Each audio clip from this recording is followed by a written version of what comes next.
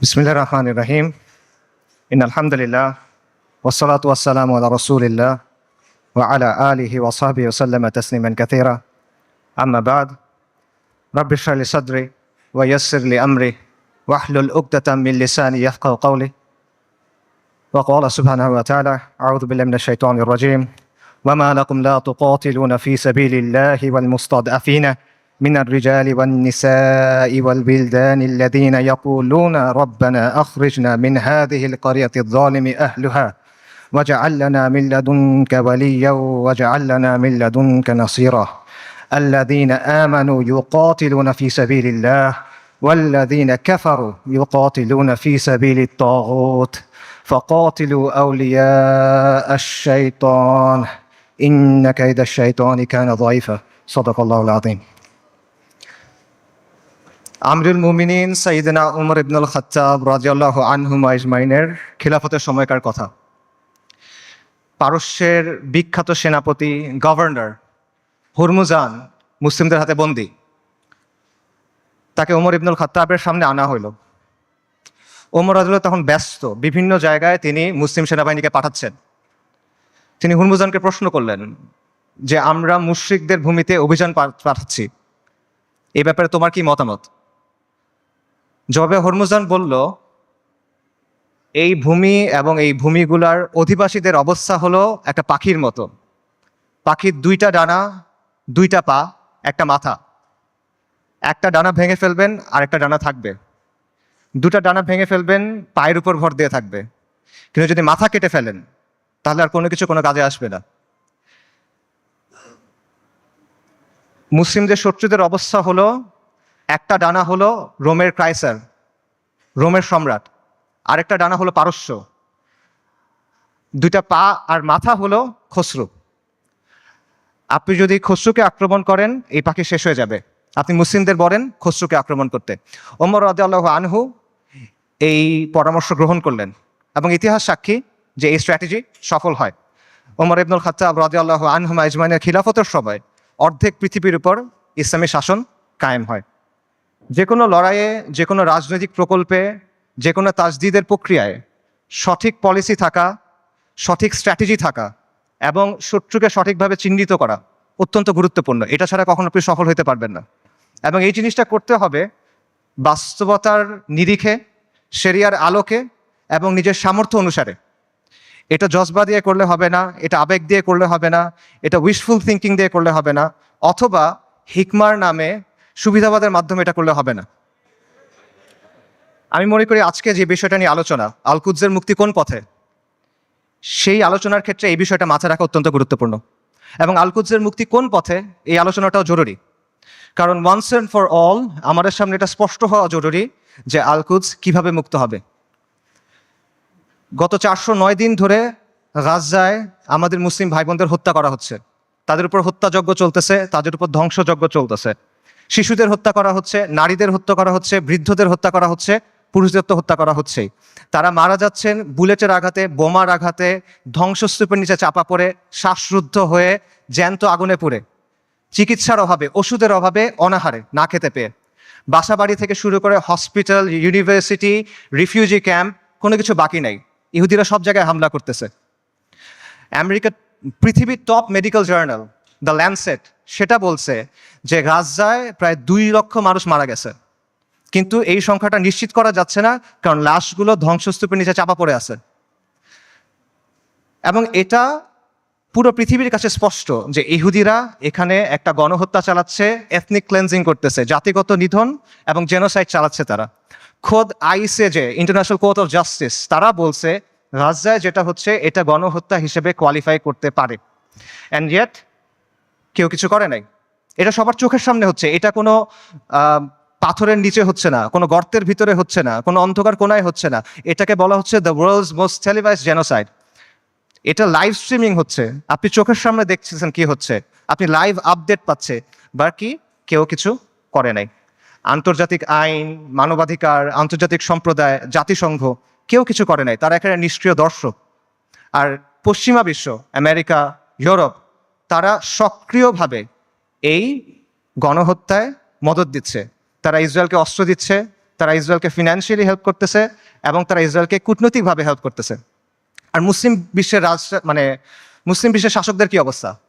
তাদের অবস্থা হলো তারা একদিকে কিছু বিবৃতি দিচ্ছে আর পেছনে তলে তলে তারা ইসরায়েলের সাথে নর্মালাইজেশন করতেছে। এটা হলো বাস্তবতা। এবং এই সব কিছুর পরে যে কথা সেটা হলো মসজিদ আল আকসা আজকে বনু ইসরায়েলের দখলে। এটা হলো বাস্তবতা। কালকে যদি বনু ইসরায়েল মসজিদ আল আকসা ধ্বংস করে দেয়, কালকে যদি তারা ওখানে থার্ড টেম্পল বানানো শুরু করে, তাদের তৃতীয় মন্দির বানানো শুরু করে, কে কি করবে বলেন? যাদের কথা এতক্ষণ বললাম এরা কে কি করবে? কেউ কিচ্ছু করবে না। এটা বাস্তবতা। খালাস, এর চেয়ে খারাপ আর কোনো পরিস্থিতি হইতে পারে না। কাজেই এই অবস্থায় এই প্রশ্নের উত্তরটা আমাদের কাছে স্পষ্ট হওয়া দরকার যে আল কুদসের মুক্তি কোন পথে। এবং এই প্রশ্নের উত্তর কঠিন না, এই প্রশ্নটাও সহজ, প্রশ্নের উত্তরও সহজ। আল্লাহ আজ্জা ওয়া জাল কোরআনে এই প্রশ্নের উত্তর দিয়ে দিয়েছেন। আমাদের ইতিহাস থেকে এই প্রশ্নের উত্তর স্পষ্ট, এবং এই সময়েও, এই যুগেও, সাম্প্রতিক সময়েও এই প্রশ্নের উত্তর অনেকে আমাদের কাছে স্পষ্ট করে দিয়েছেন। কিন্তু স্পষ্ট উত্তর, সহজ উত্তর আমরা সহজে মানতে পারি না। উত্তর অনেক সহজ, উত্তরটা নেওয়া কঠিন। সো এই জন্য এই প্রশ্নের উত্তরটা স্পষ্ট করা দরকার। আমি আসলে এই জন্যই আজকে আসছি। আমার এখানে আসার কথা ছিল না। I had different plans. এই সেমিনারটা আমার অ্যাটেন্ড করার কথা ছিল না।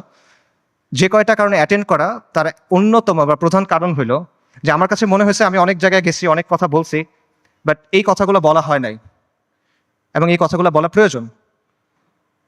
সো এগুলো বলার জন্য আমি আসলে এখানে আসছি। এবং আজকে দেখবেন যে অনুষ্ঠানের যে অন্য টপিকগুলো আছে সেটার সাথে আমার টপিকটা একটু ডিফারেন্ট। মূল টপিকগুলো হলো যে ইসলামের প্রস্তাবনা, সমাজের ক্ষেত্রে, রাষ্ট্রের ক্ষেত্রে। এই টপিকটা একটু ডিফারেন্ট, কারণ আমি রফিক ভাইকে বলছিলাম যে আমি সেমিনারে আসবো, বাট আমাকে এই টপিকে কথা বলতে দিতে হবে। আমি আসছি দুইটা কারণে। এক হলো আপনাদের সামনে স্পষ্ট করে দেওয়ার জন্য যে আল কুদসের মুক্তি কোন পথে, যাতে আপনাদের কোনো অজুহাত না থাকে, আপনারা যেন পরে গিয়ে বলতে না পারেন কেউ আমাদেরকে বলে নাই, আমরা জানতাম না, আমরা বুঝি নাই। এই অজুহাতটা সরায় নেওয়ার জন্য আসছি। আর আমি এই জন্য আসছি যাতে যেই দিন আল্লাহ আজ্জা ওয়া জালের সামনে গিয়ে দাঁড়াইতে হবে আমার, সেদিন যেন আমি এটুক বলতে পারি যে আমি কিছু করতে পারি নাই, কিন্তু এই কথাটা আমি আমার কমের সামনে বলছিলাম।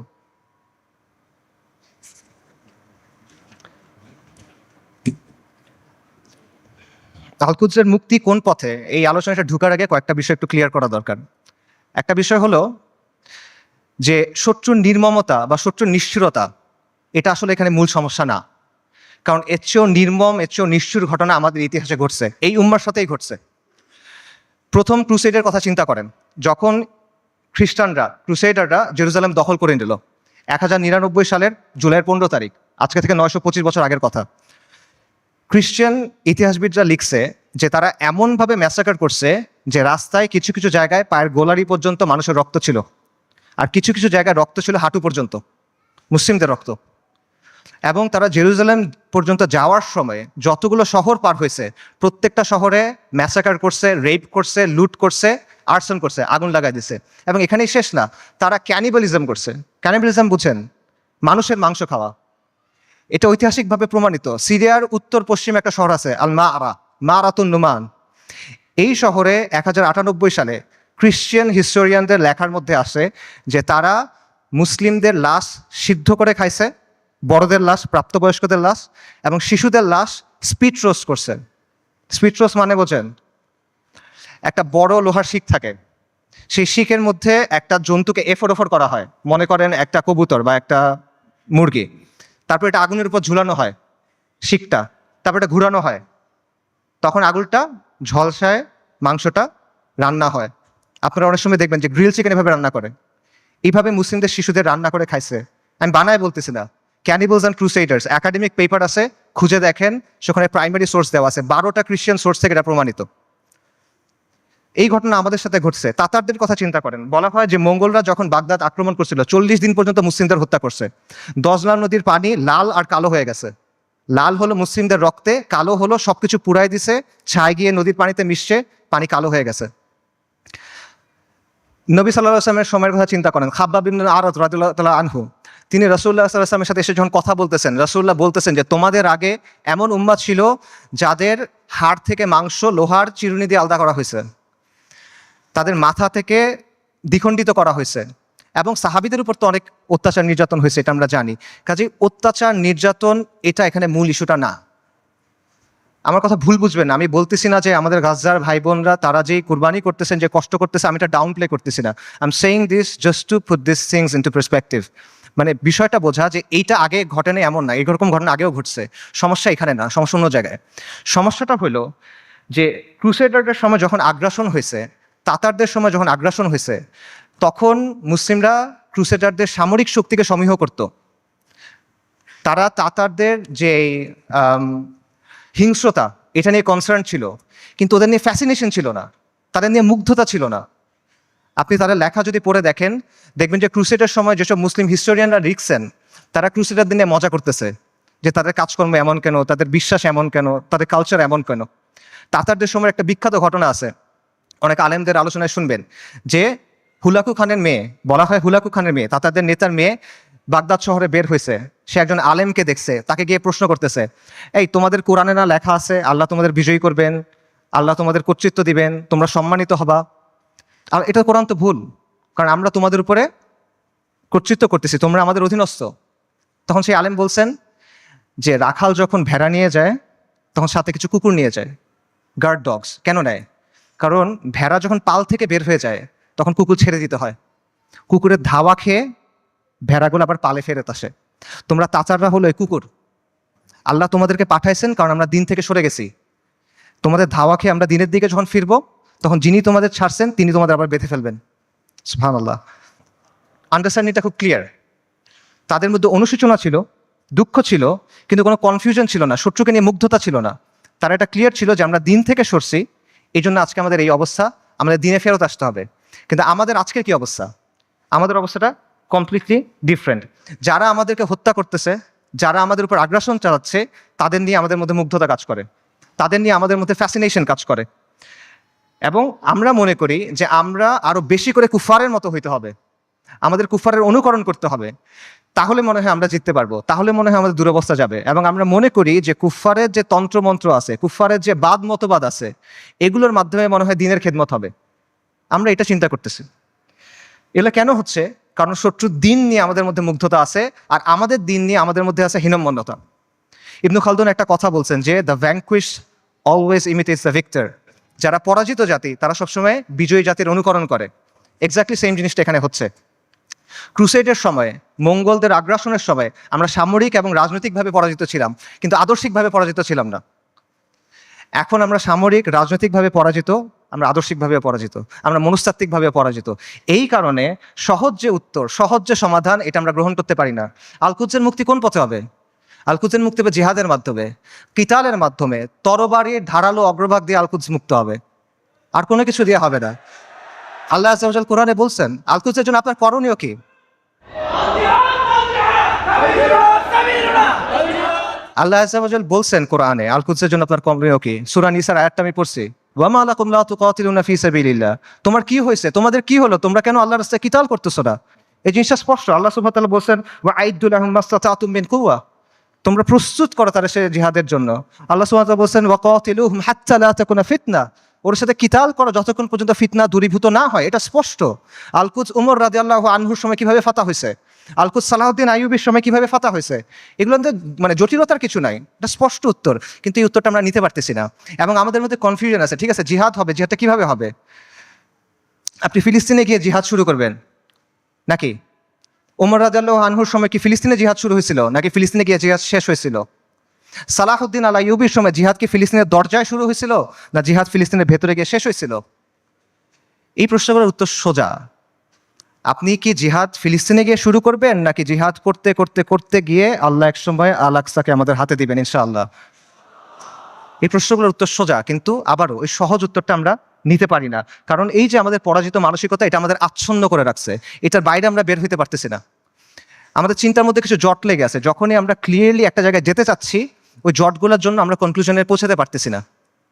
সুফিদের একটা কথা আছে যে আপনি যখন কোনো গ্লাসে বিশুদ্ধ পানি দিবেন, তার আগে ওই গ্লাস থেকে ময়লা ফেলে দিতে হবে। সো আপনি যদি ঠিক অ্যান্সারটা দিবেন, তার আগে ভুল অ্যান্সারটা সরাই নিতে হবে। এই জন্য আমি মূল অ্যান্সারে যাচ্ছি, তার আগে অল্প কিছু বিষয় কভার করি। আমাদের মাথায় কিছু জট লেগে আছে, সেই জটগুলো ক্লিয়ার করার চেষ্টা করি। প্রথম যে জটটা খুলতে হবে সেটা হলো আল-কুদসের ইস্যুর নিয়মতান্ত্রিক কোনো সমাধান নাই। এটার কোনো অনুমোদিত সমাধান নাই, এটার কোনো বৈধ সমাধান নাই। বর্তমান বিশ্ব ব্যবস্থার অধীনে যতগুলো নিয়মতান্ত্রিক পথ আছে, যতগুলো বৈধ পথ আছে, যতগুলো অনুমোদিত পথ আছে, এগুলোর কোনোটা দিয়ে ফিলিস্তিন মুক্ত হবে না। আর যেই পথে ফিলিস্তিন মুক্ত হবে, আল-কুদস মুক্ত হবে, এটা কোনোদিনও এই বিশ্ব ব্যবস্থায় বৈধ পথ হবে না। এটা কখনো তারা মেনে নিবে না। এটা সবসময় তাদের চোখে অপরাধ থাকবে, এটা সবসময় তাদের চোখে অবৈধ থাকবে, এবং এটা সবসময় তাদের চোখে সন্ত্রাস হিসেবে গণ্য হবে। এটা হলো রিয়ালিটি। এটা চিন্তা করেন যে যে জাতিসংঘ আর যেই আন্তর্জাতিক আইনের মাধ্যমে ইসরায়েলের প্রতিষ্ঠা হলো, সেই জাতিসংঘ আর সেই আন্তর্জাতিক আইন দিয়ে আপনি কিভাবে আল-কুদস মুক্ত করবেন? ইসরায়েল রাষ্ট্র প্রতিষ্ঠিত হয়েছে কিভাবে? জায়নিস্ট আন্দোলনের মাধ্যমে, ব্রিটিশদের সাহায্যে, আমেরিকার সাহায্যে, আন্তর্জাতিক আইন আর জাতিসংঘের ফ্রেমওয়ার্কের মধ্যে। এই বিশ্ব ব্যবস্থা এটা ইসরায়েলকে জন্ম দিছে, এবং এই বিশ্ব ব্যবস্থা ইসরায়েলকে টিকায় রাখছে। তাহলে এই বিশ্ব ব্যবস্থার অধীনে যতগুলো সম্ভাব্য সমাধান আছে, কোনোটা দিয়ে আপনি ইসরায়েলকে সরাইতে পারবেন না। সম্ভাব্য সমাধান কি বলেন? One state solution, two state solution. একটা রাষ্ট্র হবে ইহুদি রাষ্ট্র, সেখানে সবাই থাকবে, অথবা একটা ইহুদি রাষ্ট্র, একটা ফিলিস্তিনি রাষ্ট্র। এই তো সলিউশন। দুই ক্ষেত্রে তো ইসরায়েল থাকতেছে, খালি সীমানার হেরফের হচ্ছে। কাজে এইভাবে আপনি যদি পুরো আল-কুদসকে মুক্ত করতে চান, আপনি বিশ্ব ব্যবস্থার অধীনে নিয়মতান্ত্রিক কোনো বৈধ পথ নাই, এটা স্পষ্টভাবে বুঝতে হবে। তথাকথিত আন্তর্জাতিক আইন, মানবাধিকার এসব মেনে আপনি আল-কুদসকে মুক্ত করতে পারবেন না। এগুলো হলো আপনার জন্য বাধ্যতামূলক, ওদের জন্য অপশনাল। ইসরায়েল কতগুলো মানবাধিকার ভঙ্গ করছে, ইসরায়েল কতগুলো আন্তর্জাতিক আইন ভঙ্গ করছে, আমেরিকা ইরাক আর সিরিয়াতে কি করছে, ফ্রান্স এখন আফ্রিকাতে কি করতেছে, ইভেন জাতিসংঘের যে শান্তিরক্ষা বাহিনী এর আগে সুদান, হাইতি, লাইবেরিয়া, কঙ্গো এসব জায়গায় গিয়ে সাধারণ মানুষকে রেপ করতেছে। এগুলো মানবাধিকার লঙ্ঘন না? আন্তর্জাতিক আইনের ভঙ্গ হয় না এখানে? কার কি হয়েছে? কিচ্ছু হয় নাই। এটা ওরা বানাবে, আপনি মানবেন? এটা ওরা মানার জন্য না। আপনি এগুলো বিশ্বাস করে বসে আছেন, লাভ নাই। এগুলো দিয়ে ওরা আপনার হাত দুই পেছনে বেঁধে রাখবে, তারপর ইসরায়েল এসে আপনাকে জবাই করবে।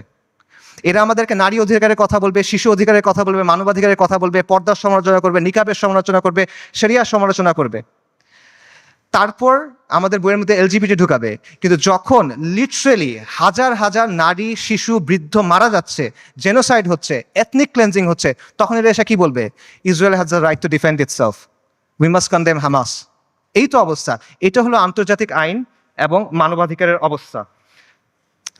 আমেরিকাতে একজন বিখ্যাত দায়ী ছিলেন, মালিকা শাহবাজ, ম্যালকম এক্স, এই নামে চিনবেন অনেকে। ওনার একটা কথা আছে, খুব বিখ্যাত কথা, এবং আমি মনে করি এই কথাটা আমাদের সবার বোঝা উচিত। উনি বলছেন, we want freedom by any means necessary, we want justice by any means necessary, we will strike at injustice by any means necessary. অর্থাৎ মুক্তির জন্য, মর্যাদার জন্য, সম্মানের জন্য, অন্যায় বন্ধ করার জন্য যা যা করা প্রয়োজন তা সবই করতে হবে। সহজ। ম্যালকম এক্স আফ্রিকান আমেরিকান ছিলেন, পশ্চিমা বিশ্বের বাস্তবতা উনি খুব কাছ থেকে দেখছেন, এবং ওনার মধ্যে হীনমন্যতা ছিল না, জাতে ওঠার টেন্ডেন্সি ছিল না। ওনার এই চিন্তা ছিল না যে আমার কৈফিয়ত দিতে হবে, তাই উনি সহজ কথাটা সহজে বলে দিয়েছেন।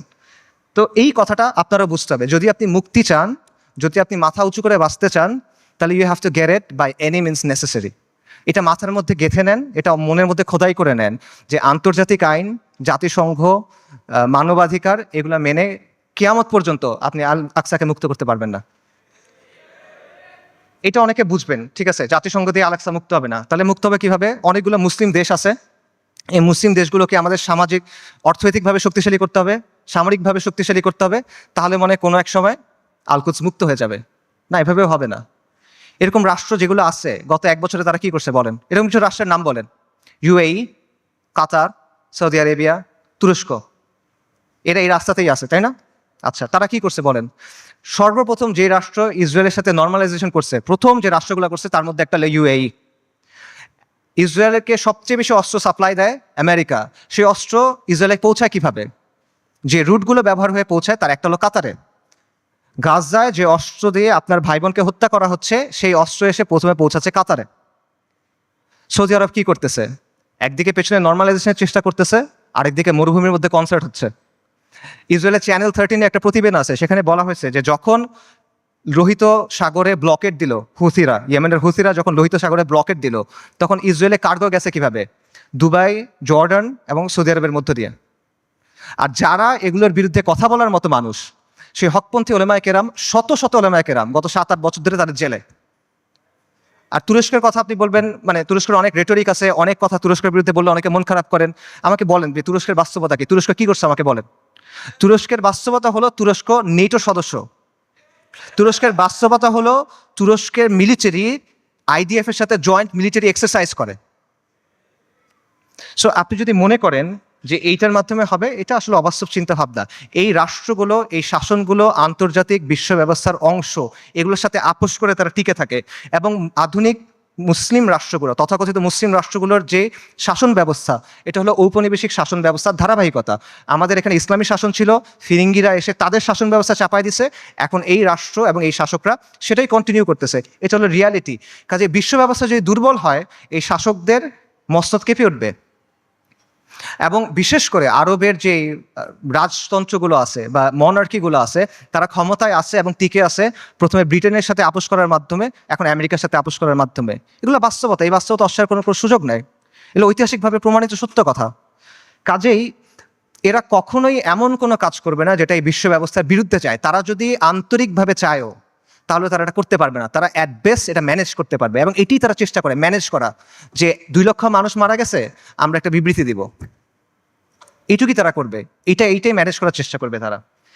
কাজেই এটা সত্য, মুসলিমদেরকে অর্থনৈতিকভাবে শক্তিশালী হতে হবে, রাজনৈতিকভাবে শক্তিশালী হতে হবে, সামরিকভাবে শক্তিশালী হতে হবে, কোনো প্রশ্ন নাই, কিন্তু পরাধীন অবস্থায় না। আমরা মনে করি আমরা স্বাধীন হয়েছি, আমরা স্বাধীন হই নাই, আমরা এখনো পরাধীন অবস্থায় আছি। পরাধীন অবস্থায় আপনার জিডিপি যত হোক, আপনার রাস্তা যত সুন্দর হোক, আপনার দেশে যত স্কাইস্ক্রেপার থাকুক, ইট ডাজন্ট ম্যাটার। আপনি পরাধীন, ওই টাকা আপনার হাতে নাই, ওই অস্ত্র আপনার হাতে নাই, ওই শক্তি আপনার হাতে নাই। সো এই বিষয়টা বুঝতে হবে যে আপনি আগে মুক্ত হইতে হবে, তারপরে এই শক্তি। এবং এখানে আরেকটা পজিশন আছে, অনেকে যেটা মনে করেন যে ঠিক আছে, জাতিসংঘ দিয়ে হবে না, মুসলিম রাষ্ট্র দিয়ে হবে না, কিন্তু মুসলিম সেনাবাহিনীগুলো দিয়ে হবে। এই সেনাবাহিনীগুলো, বিশেষ করে আরবের যে সেনাবাহিনীগুলো আছে, ফিলিস্তিনের কাছাকাছি যে সেনাবাহিনীগুলো আছে, এরা হয়তোবা সাহায্য করবে। এবং আপনারা দেখবেন যে যখনই এই ম্যাসাকারগুলো হয়, ইসরায়েল তো পিরিয়ডিক্যালি এটা করে, কিছুদিন পরপরই এটা হয়, তখনই এরকম হ্যাশট্যাগ থাকে, যেমন আর্মিজ টু আলাক্সা, যে আর্মিগুলাকে আলাক্সাকে মুক্ত করবে। এটাও অবাস্তব চিন্তা ভাই। আমি আপনাকে ইয়েমেনের তাগুত আলী আবদুল্লাহ সালের একটা কথা বলি। আলী আবদুল্লাহ সালে একবার বলছে একটা সাক্ষাৎকারে যে এইসব আর্মির কাজ হলো মানুষকে দমন করা। যদি জনগণ আমার বিরুদ্ধে বিদ্রোহ করে, আমি আর্মি দিয়ে জনগণকে দমন করব। এর বাইরে এদের আর কোনো কাজ নাই, এটা শোর জন্য। জনগণকে রক্ষা করা এই সেনাবাহিনীর কাজ না। এটা হলো আলী আবদুল্লাহ সালের কথা। সে একটা মিথ্যাবাদী, কিন্তু সে এখানে সত্য বলছে। এটি হলো বাস্তবতা। আপনি দেখেন যে এই আর্মিগুলোকে প্রশিক্ষণ দেওয়া হয়েছে, অস্ত্র দেওয়া হয়েছে, অর্থায়ন করেছে কেন? এই আরব শাসকদের মসনদ টিকায় রাখার জন্য এবং মুসলিমদের পায়ের নিচে রাখার জন্য, ইসলামকে দমন করার জন্য। এটা হলো বাস্তবতা। এবং এই আর্মিগুলো আসলে যাবে কেমনে আলাক্সা পর্যন্ত বলেন তো? ইসরায়েলের চারপাশে যে দেশগুলো আছে, এগুলো তো ইসরায়েলকে রক্ষা করতেছে। আপনি যাবেন কেমনে ওখানে? আপনি তো বাংলাদেশ থেকে যেতে পারবেন না ওখানে, তাই না? আপনার ওই জায়গার থেকেই ওখানে যেতে হবে। তো তারা যাবে এটা কেমনে? এবং যখন আপনি যে বলতেছেন এই আর্মিগুলো ক্ষমতা নিবে বা তারা কাজ করবে, এগুলো তো অলরেডি হয়েছে, এটার বাস্তবতা আমরা দেখছি। মিশরে কি হয়েছে জামাল আব্দুল নাসেরের সময়? জামাল আব্দুল নাসের ইখওয়ানুল মুসলিমিন বা মুসলিম ব্রাদারহুডের সাথে একটা ওয়াদা করছিল, কোরআনের উপর হাত রেখে সে ওয়াদা করছে যে মুসলিম ব্রাদারহুড রাস্তায় আন্দোলন করবে, রাজপথে আন্দোলন করবে, জনমত গঠন করবে। জামাল আব্দুল নাসের আর তার বন্ধুরা সেনাবাহিনীর মধ্যে কু করবে, সামরিক অভ্যুত্থান করবে। তারপর তারা ক্ষমতায় যাবে, ক্ষমতায় গিয়ে কোরআনের শাসন প্রতিষ্ঠা করবে। কোরআনের উপর হাত রেখে ওয়াদা করছে, কু হয়েছে, মুসলিম ব্রাদারহুড তার ওয়াদা পূরণ করছে, সে ক্ষমতায় গেছে, ক্ষমতায় গিয়ে কি করছে?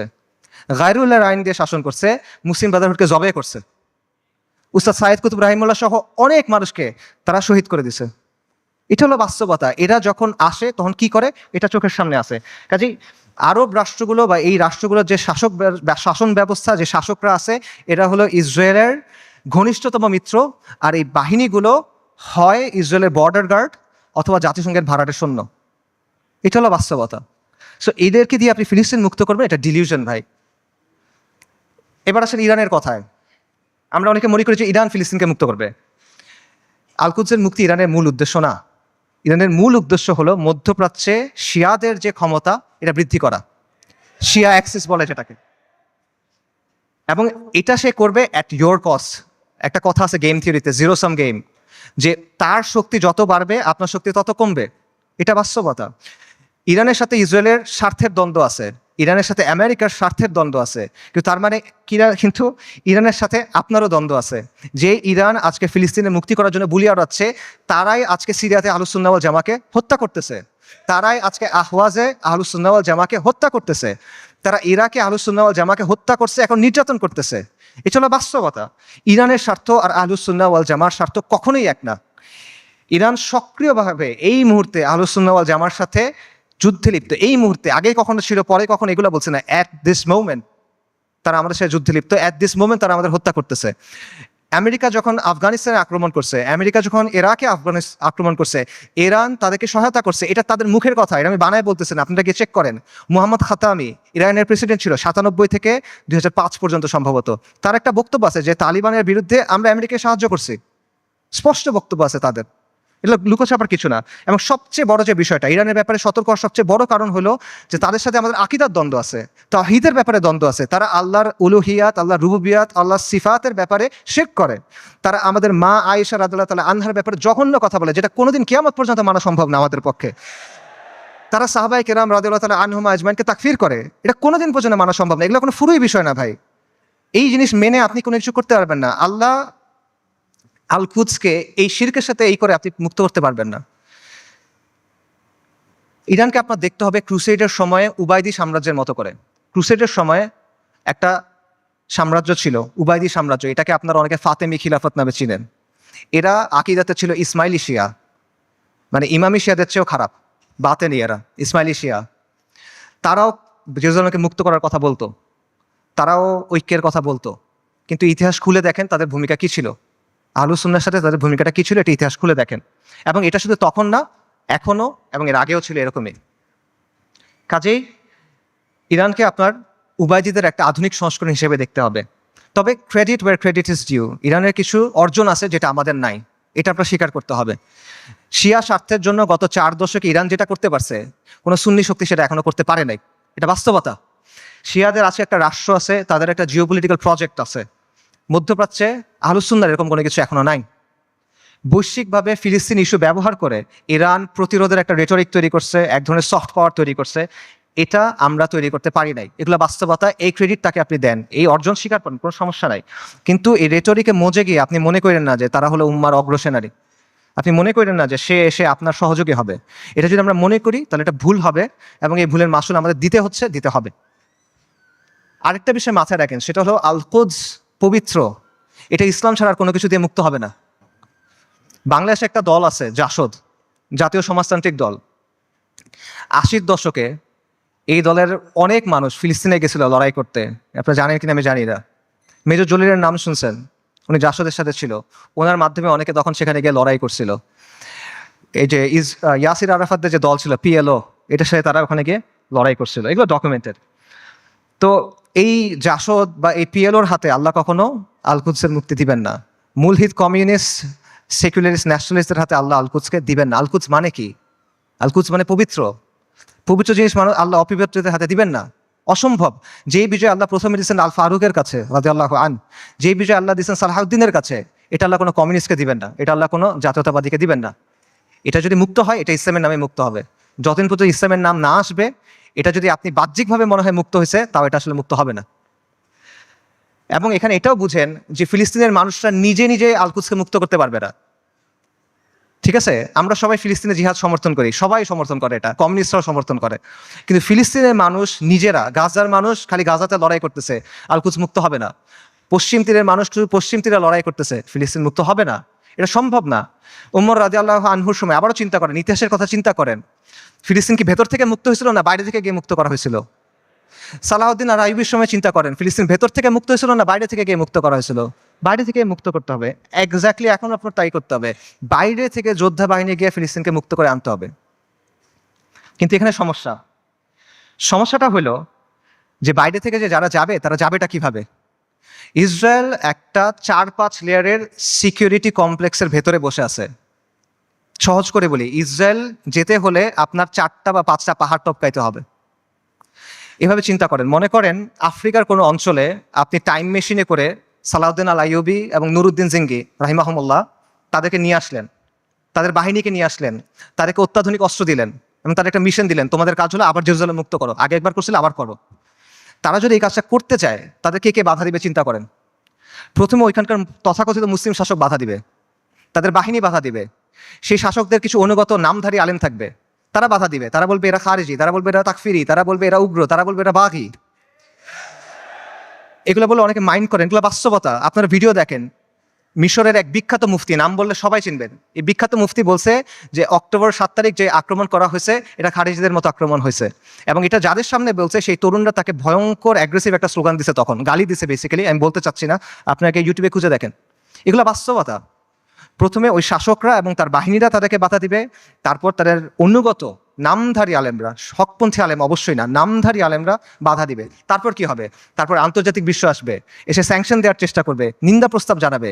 তারপর যদি কোনোভাবে তারা আগাইতে পারে, তাদের গিয়ে মোকাবেলা করতে হবে কাদের সাথে? ইসরায়েলকে ঘিরে রাখা আরব দেশগুলা এবং সেগুলোর শাসক এবং সেগুলোর সেনাবাহিনীর সাথে। এগুলো যদি আপনি ক্রস করেন, তখন আপনার লড়াই করতে হবে আমেরিকার সাথে, তারপর আপনি ইসরায়েলের সাথে ফাইট করতে পারবেন, তার আগে না। এটা হলো বাস্তবতা। আজকে যদি কোনো সুন্নি রাজনৈতিক শক্তি তৈরি হয়, মনে করেন উত্তর পূর্ব আফ্রিকাতে কোনো সুন্নি দল ইসলামী ইমারত কায়েম করলো, তারা এখন আলকুদস পর্যন্ত যাইতে চায়, তাদেরকে এই 4-5টা পাহাড় টপকায় ওখানে যেতে হবে। কাজেই আলকুদসের মুক্তির যে ইস্যু, এটা কোনো নির্দিষ্ট অঞ্চলের ইস্যু না, এটা কোনো লোকাল ইস্যু না, এটা একটা গ্লোবাল ইস্যু। এটার সম্পর্ক পুরো বিশ্ব ব্যবস্থার সাথে। এবং আপনি চিন্তা করে দেখেন যে ইসরায়েল রাষ্ট্র অস্তিত্ব আসলো কিভাবে। 1947 সালে যখন দ্বিতীয় বিশ্বযুদ্ধ শেষ হইল, যখন মিত্রবাহিনী যুদ্ধে জিতলো, যখন আমেরিকার নেতৃত্বে নতুন বিশ্ব ব্যবস্থা তৈরি হলো, তখন ইসরায়েল রাষ্ট্রের জন্ম হয়েছে। কাজেই যেই আলকুদস দখল হওয়ার সাথে ইসরায়েল রাষ্ট্র প্রতিষ্ঠিত হওয়ার সাথে সম্পর্ক এই বিশ্ব ব্যবস্থার। কাজে আপনি যদি আলকুদসকে মুক্ত করতে চান, আপনি যদি ইসরায়েলের মোকাবেলা করতে চান, এই বিশ্ব ব্যবস্থাকে আপনার পরাজিত করতে হবে। এর সহজ কোনো উপায় নেই আসলে। আর যখন আপনি বিশ্ব ব্যবস্থাকে চেঞ্জ করতে যাবেন, ওটা কীরকম হবে? এটাকে একটা নিট অ্যান্ড ক্লিন প্রক্রিয়া হবে? সহজ প্রক্রিয়া হবে না, একটা রক্তাক্ত প্রক্রিয়া হবে, ব্রুটাল প্রক্রিয়া হবে।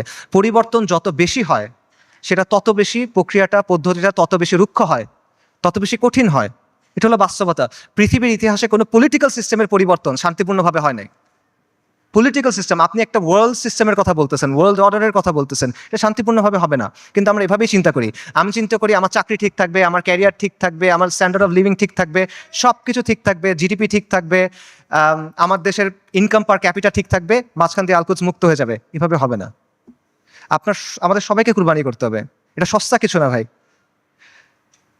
এটা আপনি সেকুলার ইতিহাস দেখেন, ওয়াহির আলোকে দেখেন, আকলের দিক দিয়ে দেখেন, বাস্তবতার আলোকে দেখেন, আপনি এভাবে মুক্ত করতে পারবেন না। এই পুরো বিশ্ব ব্যবস্থার পরিবর্তনের সাথে এটা জড়িত। আমি সামারি করি, আমি অনেকগুলো না না না না বললাম, সেই নাগুলো সামারি করি। বর্তমান বিশ্ব ব্যবস্থার অনুমোদিত কোনো পথে আলকুদস মুক্ত হবে না। জাতিসংঘ, আন্তর্জাতিক আইন, মানবাধিকার, এগুলো দিয়ে আলকুদস মুক্ত হবে না। মুসলিম বিশ্বের শাসক এবং তাদের অধীনস্থ যে সেনাবাহিনী, এদেরকে দিয়ে আলকুদস মুক্ত হবে না। ইরানের যে অক্ষ, এটার মাধ্যমে আলকুদস মুক্ত হবে না। আলকুদসের অধিবাসীরা একা একা নিজেরা চেষ্টা করে ভেতর থেকে আলকুদসকে মুক্ত করতে পারবে না, তাকে অবশ্যই বাইরে থেকে হেল্প করতে হবে। কিন্তু বাইরে থেকে কেউ যদি হেল্প করতে যায়, তারা 4 থেকে 5টা পাহাড় ডিঙায় যেতে হবে। কাজে ফিলিস্তিনের মুক্তির বিষয়টা এই বিশ্ব ব্যবস্থার পরিবর্তন করা বা বিশ্ব ব্যবস্থাকে দুর্বল করার সাথে সম্পর্কিত। আলকুদসকে মুক্ত করতে হলে অবশ্যই এই বিশ্ব ব্যবস্থাকে দুর্বল হইতে হবে, নইলে এটা সম্ভব না, ইল্লা মাশা আল্লাহ। এবং অবধারিতভাবে এই ক্ষেত্রে আপনার অরাজকতা, অস্থিতিশীলতা এবং রক্তক্ষয়ী একটা প্রক্রিয়ার মধ্যে যেতে হবে। এগুলো হলো বাস্তবতা। তাহলে আলকুদসের মুক্তি কিভাবে, সমাধান কিভাবে? আমি বলছি আলকুদসের মুক্তি কিতালের মাধ্যমে, জিহাদের মাধ্যমে। এটা আপনারাও জানতেন অনেকে। আজকে এখানে আসার আগে আপনারা অনেকেই এটা মনে করতেন যে হ্যাঁ, জিহাদের মাধ্যমে আলকুদস মুক্ত হবে। শুধু আপনারা না, যেই ছেলেটা মদ খায়, যে মেয়েটা বয়ফ্রেন্ড নিয়ে ঘুরে, সেও দেখেন মনে করে যে আলকুদস যুদ্ধের মাধ্যমে মুক্তি হবে। আমেরিকার যে কমিউনিস্টরা আছে, যে এলজিবিটি অ্যাক্টিভিস্টরা আছে, এদের মধ্যে অনেকে মনে করে আলকুদস যুদ্ধ ছাড়া মুক্ত হবে না। আপনারা দেখবেন যে ওদের অনেকে স্লোগান দেয়, from the river to the sea, Palestine will be free. তারা এটা বলে। তারা মনে করে 7ই অক্টোবরের অ্যাটাককে তারা প্রশংসা করে। তারা মনে করে এটা হলো ডিকলোনাইজেশন হচ্ছে, ডিকলোনাইজেশনের সবচেয়ে ভালো রূপ এটা। তো তার বুঝ আর আপনার বুঝে তফাৎ কি? তফাৎটা হলো যে আপনি মনে করছেন যুদ্ধ দিয়ে মুক্ত হবে, আপনার কাছে উত্তরটা আছে, আপনার কাছে গন্তব্যটা আছে, কিন্তু গন্তব্য পর্যন্ত কিভাবে যাবেন এটা আপনি জানেন না। আপনি একটা অঙ্কের উত্তরটা আপনি মুখস্থ জানেন বা কেউ আপনাকে বলে দিচ্ছে, আপনি এটা লিখছেন, কিন্তু আপনি অঙ্কটা মিলাই আনতে পারতেছেন না। এটা হলো সমস্যাটা। সো এই কথাগুলো এতক্ষণ আমি যেটা বললাম, যে আমি যে বললাম এইভাবে হবে না, এইভাবে হবে না, এইভাবে হবে না, এটার বলার কারণটা হলো ওই চিন্তার জটগুলো খুলে দেওয়া, যাতে করে আপনার চিন্তাটা স্পষ্ট হয়। আলকুদসকে মুক্ত করতে হলে অবশ্যই জিহাদ করতে হবে, এবং এটা একটা উম্মা কেন্দ্রিক প্রচেষ্টা হইতে হবে। এটা কোনো নির্দিষ্ট এক জায়গায় করে আপনি করতে পারবেন না।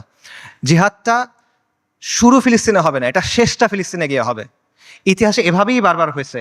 ওমর ইবনুল খাত্তাবের সময় কি হয়েছিল চিন্তা করেন, সালাউদ্দিন আল আইয়ুবের সময় কি হয়েছিল চিন্তা করেন। শুরুটা কখনোই ফিলিস্তিনে হয় নাই, শেষটা ফিলিস্তিনে গিয়ে হয়েছে।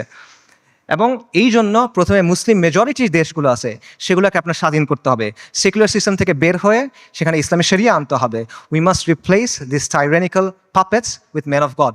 মুত্তাকিদের দিয়ে ওই জায়গায় ইসলামের শরিয়া আনতে হবে, তা না হলে আপনি মুক্ত করতে পারবেন না। এটা হলো বাস্তবতা। এবং এই পরিবর্তনটা, এটা একটা বৈপ্লবিক পরিবর্তন। এটা ব্যালট বক্স দিয়ে আসবে না, এটা কোনোদিনও ব্যালট বক্সে দিয়ে আসবে না। অনেক চেষ্টা করা হয়েছে, আসবে না। সেটা আফগানিস্তানে যেভাবে আসবে, সব জায়গায় এভাবে আসবে, এটা জরুরি না। স্থান, কাল, পাত্র, প্রেক্ষাপট ভেদে পরিবর্তন আসতে পারে, কিন্তু পরিবর্তনটা বৈপ্লবিক হইতে হবে। এটা আপোষের কোনো পরিবর্তন হলে হবে না। এবং মূল বিষয়টা সিম্পল, কিছু ভূখণ্ডের উপর আহলুস সুন্নাহ ওয়াল জামাত তামকিন লাগবে, শাসন কর্তৃত্ব লাগবে। তারপর সেই ভূখণ্ডগুলোকে ঘাঁটি হিসেবে ব্যবহার করে আপনাকে সামরিক শক্তি তৈরি করতে হবে। তারপর ধাপে ধাপে জিহাদের মাধ্যমে আল কুদকে মুক্ত করতে পারবেন। এটা হলো অ্যান্সার। এবং এই তামকিন অর্জনের কাজটা সব মুসলিম ভূখণ্ডে আপনি একসাথে করতে পারবেন না, কারণ সব মুসলিম ভূখণ্ডের অবস্থা এক না। আপনি চিন্তা করেন, বাংলাদেশে ইসলামী ইমারত হওয়া আর সিরিয়াতে ইসলামী ইমারত হওয়া কখনো একরকম না। বাংলাদেশ আর ইসরায়েলের মধ্যে বা আল কুদসের মধ্যে 6টা দেশ আছে: Jordan, Iraq, Iran, Afghanistan, Pakistan এবং মোদির ভারত। আনরিয়েলিস্টিক, আপনি ওখান থেকে কোনো যেতে পারবেন না। কিন্তু সিরিয়ার সাথে ডিরেক্ট বর্ডার আছে। কাজেই এই বাস্তবতা বুঝতে হবে যে কোন জায়গায় ফোকাস করতে হবে, কোনভাবে কাজ করতে হবে। তবে মূল সমাধান ওই জায়গাতেই, যেটা আমি আবারও বলতেছি, আল কুদসের নিকটবর্তী মুসলিম ভূখণ্ডে তামকিন অর্জন করতে হবে, শাসন কর্তৃত্ব অর্জন করতে হবে। তারপর সেগুলোকে কেন্দ্র হিসেবে ব্যবহার করে সামরিক শক্তি বৃদ্ধি করতে হবে। তারপর ধাপে ধাপে জিহাদের মাধ্যমে আল আকসার দরজায় গিয়ে পৌঁছাতে হবে। এটা আপনাদের অনেকের কাছে মনে হতে পারে যে ফ্যান্টাসি, আপনাদের অনেক কাছে মনে হতে পারে যে এটা অনেক কঠিন একটা সলিউশন, কিন্তু এটাই সবচেয়ে প্র্যাগম্যাটিক সলিউশন। এবং এটার উদাহরণ ইতিহাস থেকে আছে। আমি আবারও বলতেছি, ওমর রাদিয়াল্লাহু আনহুর সময় চিন্তা করেন কিভাবে মুসলিমরা আল আকসা মুক্ত করছিল। প্রথমে মদিনার উপরে শাসন কর্তৃত্ব তামকিন, তারপর জাজিরাতুল আরবের উপরে, তারপর সিরিয়ার কিছু অঞ্চলে, তারপর আল আকসায়। সালাউদ্দিন আইয়ুবীর সময় কিভাবে হয়েছে, সিরিয়ার কিছু অঞ্চলে, তারপর মিশরে, তারপর আল আকসায়। এভাবেই হয়েছে। এবং আপনি যদি বলেন যে এটা তো ঠিক আছে, অনেক আগে হয়েছে, বর্তমান সময়ে এভাবে হবে কিনা, বর্তমান সময়েও হবে। আপনার সামনে উদাহরণ আছে। ইরানের কথা চিন্তা করেন, ইরানের ব্যাপারে আমরা বলছি যে ইরানের মাধ্যমে এটা মুক্তি হবে না, ইরানের স্বার্থ আমাদের স্বার্থ এক না, ইত্যাদি। বাকি গত 1 বছরে কেউ যদি ইসরায়েলের সাথে কিছু লড়াই করে থাকে, 2-1টা গুলিও করে থাকে, এটা কে করছে? ইরানই তো করছে।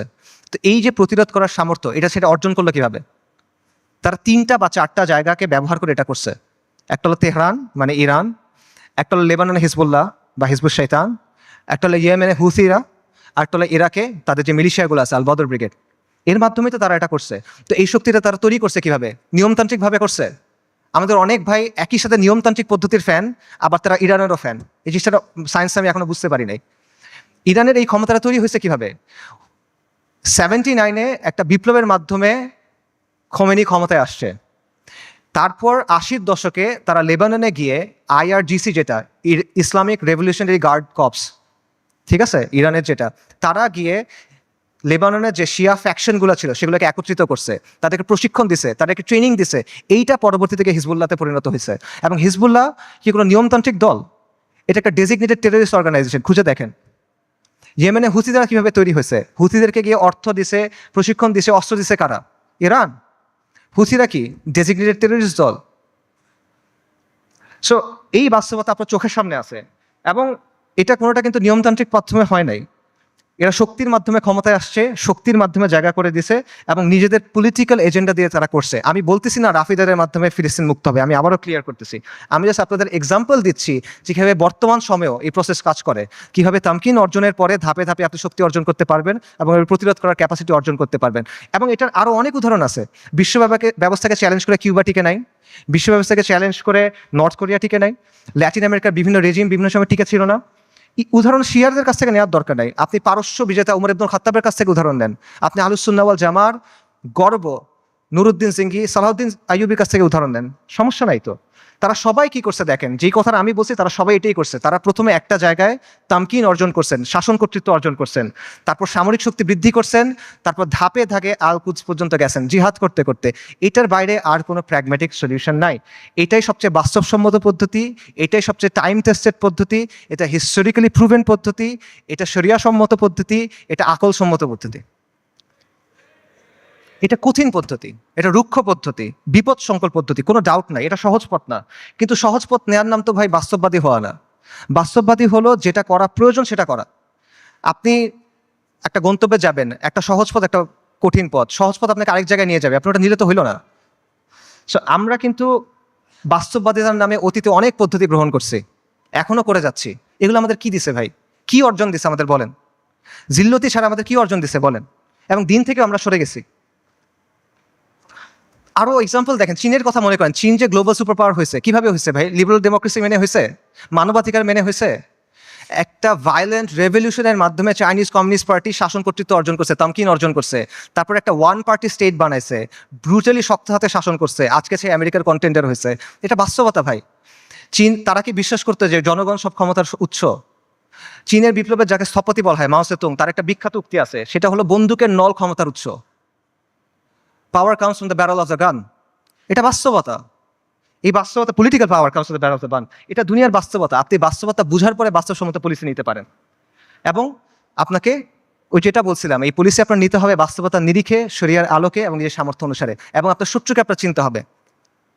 আমরা শুরুতে হরমুজানের কথা বলছিলাম। মুসলিমদের শত্রুদের তুলনা হলো পাখির মতো। পাখির দুটা ডানা, দুটা পা, একটা মাথা। আজকে 1400 বছর পর্যন্ত ডানা একটা ভেঙে ফেলবেন, আর একটা ডানা থেকে যাবে। দুটা ডানা ভেঙে ফেলবেন, পা থেকে যাবে। মাথা কেটে ফেলবেন, পাখি শেষ। রাইট? তা আজকে 1400 বছর পরে বাস্তবতা কি? মুসলিমদের শত্রুদের অবস্থা একটা পাখির মতো। এক ডানা নেটো, এক ডানা ইসরায়েল, দুই পা হলো এই আরব বিশ্বের শাসকেরা। মাথাকে আমেরিকা। ইসরায়েলকে সবচেয়ে বেশি সামরিক সমর্থন কে দেয়? আমেরিকা। ইসরায়েলকে সবচেয়ে বেশি অর্থনৈতিক সমর্থন কে দেয়? ইসরায়েলকে সবচেয়ে বেশি রাজনৈতিক সমর্থন কে দেয়? বারবার জাতিসংঘের সিকিউরিটি কাউন্সিলে ভেটো কে দেয়? এই শাসকদের মসনদ কে টিকায় রাখে? কাজেই আমেরিকাকে রাজি খুশি রেখে, আমেরিকার মনের মতো করে, আমেরিকার বানানো ছকে খেলে, তাদের ঠিক করা নিয়ম মেনে কোনোদিন পর আল-কুদস মুক্ত হবে না। এটা পসিবল না। আপনার আমেরিকার কথা চিন্তা করেন, গত 1 বছর ধরে তাদের সাথে যেই ঘটনাগুলো ঘটতেছে সেগুলোর কথা চিন্তা করেন। আপনি ওই ছেলেটার কথা চিন্তা করেন, হাফেজ। আপনারা ভিডিও দেখছেন, রিফিউজি ক্যাম্পের ভিতরে আগুনে পড়ে মারা গেছে। ছেলেটার নাম ছিল শাবান, কোরআনে হাফেজ, সফটওয়্যার ইঞ্জিনিয়ারিং নিয়ে পড়তেছিল। আপনারা রুহ আর রুহ রিমের কথা চিন্তা করেন, ওই যে ছোট্ট মেয়েটা বিল্ডিং ধসে গেছে, মারা গেছে, তার দাদা তার ডেড বডি বুকে নিয়ে বলতেছে রিম, রুহ আর রুহ। তার কথা চিন্তা করেন, তাদের কষ্টের কথা চিন্তা করেন। আপনি ওই বাবার কথা চিন্তা করেন যে সে বিস্কিট কিনতে গেছিল বাচ্চার জন্য, ফিরে এসে দেখে তার স্ত্রী সন্তান মারা গেছে।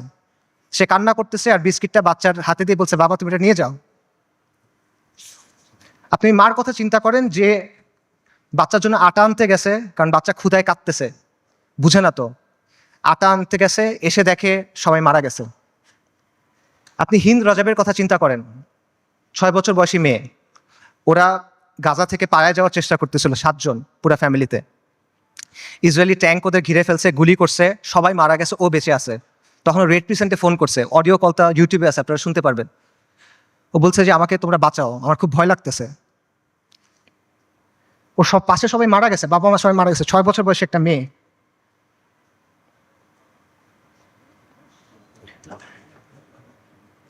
এবং শেষ পর্যন্ত 12 দিন পরে ওর ডেড বডি যখন পাওয়া গেছে, দেখা গেছে ওর পুরো ফ্যামিলির ডেড বডি, আর ওর আশেপাশে যে প্যারামেডিকগুলা ওকে বাঁচাতে আসছিল তারাও মারা গেছে, তাদেরকে মেরে ফেলছে ইসরায়েলিরা।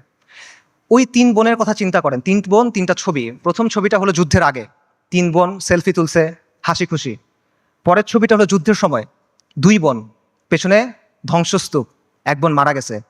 পরের ছবি, 1 বোন, তার হাতে একটা বড় পলিথিন, গার্বেজ ডিসপোজাল ব্যাগ আছে না, কালো রঙের বড় পলিথিন, ওরকম বড় পলিথিন। পলিথিনে কি? তার বোনের ডেড বডি, পুরো বডি নাই, ছিন্ন বিচ্ছিন্ন হয়ে গেছে ওই ডেড বডি। গাজায় একটা হসপিটাল আছে খান ইউনুস, খান ইউনুসে একটা অ্যাম্বুলেন্স আসছে, অ্যাম্বুলেন্স থেকে একটা বাচ্চা নামছে, 10-11 বছর বয়স। ওর কাছে একটা ব্যাকপ্যাক, ওখান থেকে রক্ত পড়তেছে। আল জাজিরা সাংবাদিক জিজ্ঞেস করছে যে এখানে তোমার এখান থেকে রক্ত পড়তেছে কেন, তোমার ব্যাগে কি? বলছে আমার ভাই।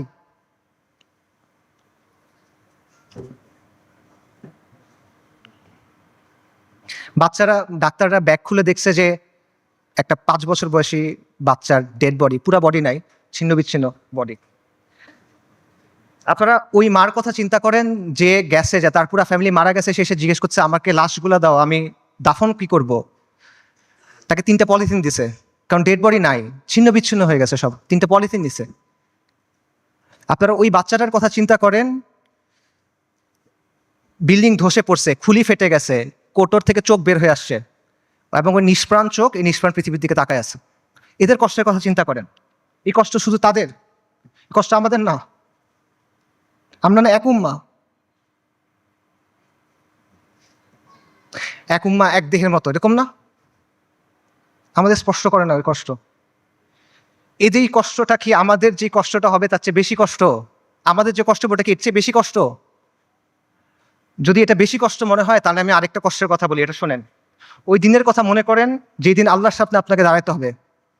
ইদা দুক্কাতিল আরদু আরদান দাক্কান দাক্কা ওয়া জাআ রাব্বুক ওয়াল মালাকু সাফফান সাফফা ওয়া জিআ ইয়াওমাইযিন বিজাহান্নাম। পৃথিবী চূর্ণ বিচূর্ণ হয়ে যাবে, বালির মতো হয়ে যাবে। আপনার প্রতিপালক আসবেন এবং মালাইকারা আসবে সারিবদ্ধভাবে, এবং জাহান্নামকে আপনার সামনে আনা হবে। ওই দিন আল্লাহ আপনাকে প্রশ্ন করবেন, আমাদেরকে প্রশ্ন করবেন, কি জবাব দিবেন আল্লাহকে বলেন?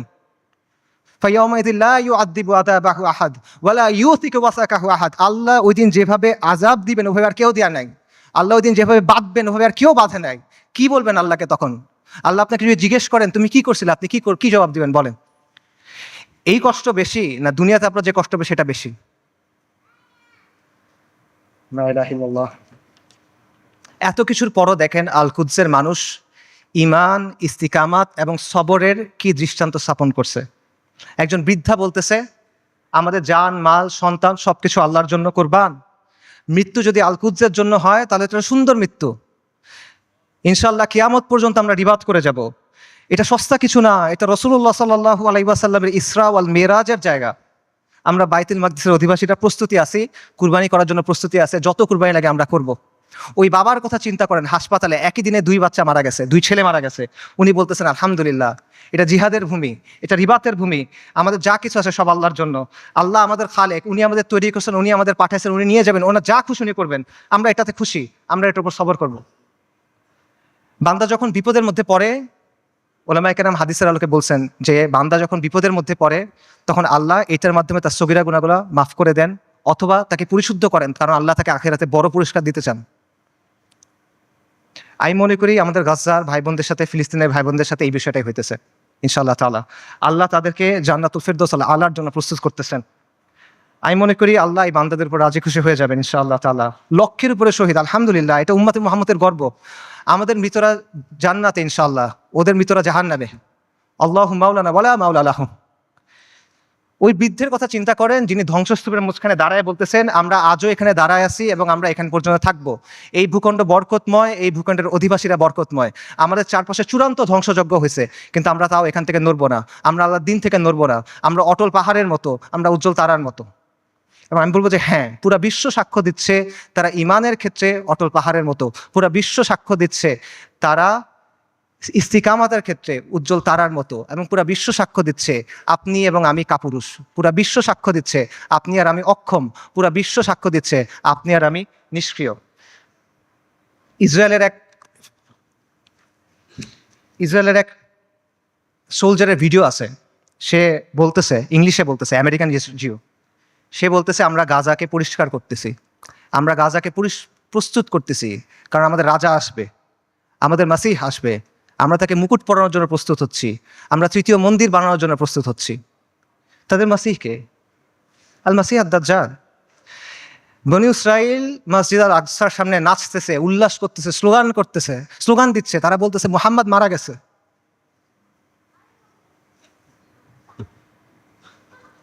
আল্লাহুম্মা সাল্লি ওয়া সাল্লিম আলা নবিয়িনা মুহাম্মদ।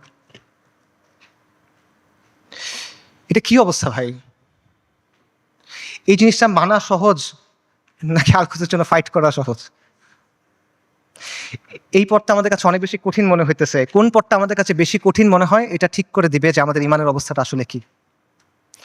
নবী সাল্লাল্লাহু আলাইহি ওয়াসাল্লাম তার হাদিসে বলছেন, আমি হাদিসের তর্জমা বলতেছি, ইবনে উমর রাদিয়াল্লাহু তাআলা আনহু থেকে বর্ণিত, রাসূলুল্লাহ সাল্লাল্লাহু আলাইহি ওয়াসাল্লাম বলছেন, যখন তোমরা ইনার পদ্ধতিতে ব্যবসা করবে, গরুর লেজ আঁকড়ে ধরবে, কৃষিকাজে সন্তুষ্ট থাকবে এবং জিহাদ ছেড়ে দিবে, তখন আল্লাহ তোমাদের উপর লাঞ্ছনা এবং অপমান চাপায় দিবেন।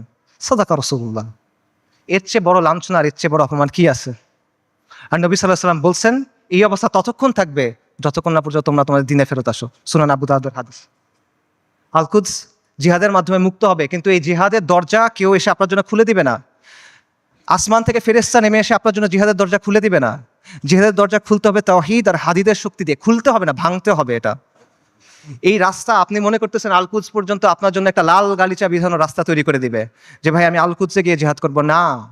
আপনার রক্ত, আপনার হাড়, আপনার মাংস, লাশের শাড়ি, খুলির পাহাড় পার হয়ে আপনার আল আকসা যাইতে হবে। এটা ছাড়া আর কোনো অপশন নাই। আল কুদসের দাম অনেক বেশি, এটা সস্তা না। বাইতুল মাকদিসের মানুষরা বলে দিছে, আল্লাহ আপনি আমাদের কাছ থেকে নেন, যতক্ষণ পর্যন্ত আপনি খুশি না হন আপনি আমাদের কাছ থেকে নেন, আমরা প্রস্তুত আছি। এই কথাটা যখন আমরা বলতে পারবো এবং এই কথার উপর যখন আমরা আমল করতে পারবো, যখন আমরা বলবো ইয়া আল্লাহ আপনি নেন, ততক্ষণ পর্যন্ত নেন যতক্ষণ আপনি সন্তুষ্ট না হন, তারপর আপনি আমাদেরকে আল আকসা দেন, তখন আল কুদস আপনি মুক্ত করতে পারবেন, আগ পর্যন্ত পাবেন না। আল কুদস এমন এক দুলহান যার মাহার আমাদের রক্ত। আল কুদস এমন এক দুলহান যার মাহার আমাদের রক্ত, মাহার পরিশোধ করা ছাড়া কোনো বিকল্প নাই, কোনো বিকল্প নাই। আল্লাহ আযজা ওয়া জাল্লা আল কুদসকে মুক্ত করার প্রক্রিয়া শামিল হওয়ার তৌফিক দান করেন। আল্লাহ আমাদের তৌফিক দান করেন আল কুদসকে মুক্ত করার। আল্লাহ আমাদের দুনিয়ার ভালোবাসার মৃত্যুকে অপছন্দ করার অসুখ থেকে মুক্ত করে দেন। আল্লাহ আমাদের মসজিদ আল আকসাতে সালাত আদায় করার তৌফিক দান করেন। আল্লাহ আমাদের চোখগুলোকে প্রশান্তি দেন। আল্লাহ আমাদেরকে খাইবারের মতো একটা দিন দেখান। আল্লাহ আমাদের বনু কুরাইদার মতো একটা দিন দেখান। আল্লাহ আমাদেরকে বনু কুরাইদার মতো একটা দিন দেখান। আল্লাহ আমাদের ক্ষমা করে দেন। আল্লাহ আমাদের মাফ করে দেন। আল্লাহ আমাদের নিফাক দূর করে দেন। আল্লাহ আমাদের নিষ্ক্রিয়তা দূর করে দেন। আল্লাহুম্মা মানসুরুল মুজাহিদিন ফি ফিলিস্তিন, আল্লাহুম্মা মানসুরুল মুজাহিদিন ফি গাজ্জা, আল্লাহুম্মা মানসুরুল মুজাহিদিন ফি বিলাদিশ শাম, আল্লাহুম্মা মানসুরুল মুজাহিদিন ফিল ইয়ামান, আল্লাহুম্মা মানসুরুল মুজাহিদিন ফিস সোমাল, আল্লাহুম্মা মানসুরুল মুজাহিদিন ফি কুল্লি মাকান, আল্লাহুম্মা রযুকনি শাহাদাতান ফি সাবিলিক, আল্লাহুম্মা রযুকনি শাহাদাতান ফি সাবিলিক, আল্লাহুম্মা ইন্নী আসআলুকা কাতলান ফি সাবিলিক, আল্লাহুম্মা ইন্নী আসআলুকা কাতলান ফি সাবিলিক, আল্লাহুম্মা ফাশহাদ। এই বক্তব্য যদি ভালো কিছু থাকে এটা আল্লাহর পক্ষ থেকে, যা কিছু খারাপ যা কিছু ভুল এটা আমার আর শয়তানের পক্ষ থেকে। ওয়া মা আলাইনা ইল্লাল বালাগ। আসসালামু আলাইকুম ওয়া রাহমাতুল্লাহ।